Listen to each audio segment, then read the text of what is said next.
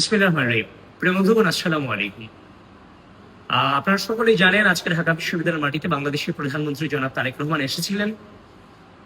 তো নিঃসন্দেহে এটা আমাদের কাছে একটা উচ্ছ্বাসের বিষয়। আমার দুটো প্রোগ্রাম ছিল, একটা সিনেটে, একটা সমাজবিজ্ঞান ভবনে। তো যেহেতু উনি প্রধানমন্ত্রী ঢাকা বিশ্ববিদ্যালয়ে আসবেন, সেক্ষেত্রে আমাদের তো কিছু দায়িত্ব অবশ্যই সেখানে থাকে নিঃসন্দেহে। তো সেই দায়িত্বের জায়গা থেকে আমি সকালে ক্যাম্পাসে ঢুকতে জ্যামের কারণে আমার কিছুটা লেট হয়ে গিয়েছে।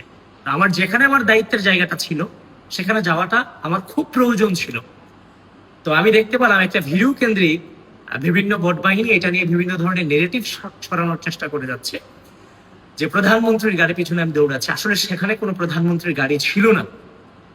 আমি লেট করে বিশ্ববিদ্যালয়ে আসার কারণে আমি আমার জায়গায় যাওয়াটা আমার খুব জরুরি ছিল, যার ফলশ্রুতিতে আমি দ্রুততার জন্য আমি যে দৌড়ে ওই জায়গাটাতে যাওয়ার চেষ্টা করতেছিলাম।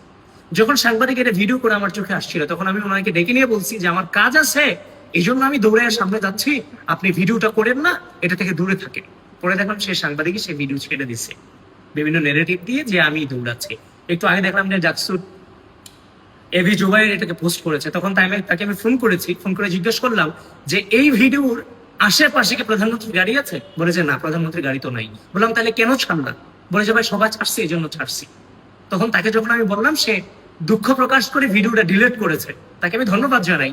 তো এভাবে শিবিরের টপ টু বটম থেকে শুরু করে যত পেজ আছে, রাজনৈতিক ভাবে মোকাবেলা করতে ব্যর্থ হয়ে বিভিন্ন ধরনের এই পোস্টগুলোকে যে আমাদের এই কার্যক্রমগুলোকে বিভিন্নভাবে বিভিন্ন পেজে নেগেটিভ ছড়িয়ে আমাদের ট্রল করার অপচেষ্টা করে যাচ্ছে।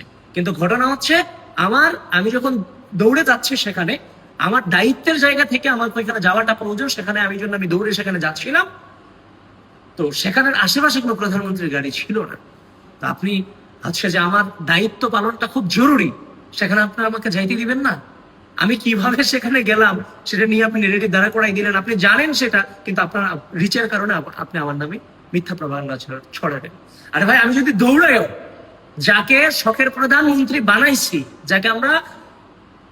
যার জন্য আমরা চেষ্টা করেছি, যিনি বাংলাদেশের প্রধানমন্ত্রী হবে, আমরা আমাদের রাজনীতির জীবনে এটা স্বপ্ন দেখেছি, আমাদের স্বপ্ন পূরণ হয়েছে। আমরা যদি দৌড়াই তাহলে প্রধানমন্ত্রীর গাড়ির পিছনে দৌড়াই, আমরা তো কোনো যে রিক্সার পিছনে দৌড়াই না।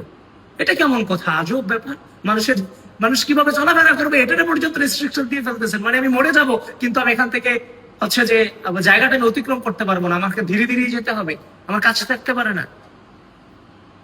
প্রিয় বন্ধুগণ, আপনারা ভুল বুঝবেন না। এই বট বাহিনীর যে অপপ্রচারে গা ভাসাবেন না। ধন্যবাদ সবাইকে। আসসালামু আলাইকুম।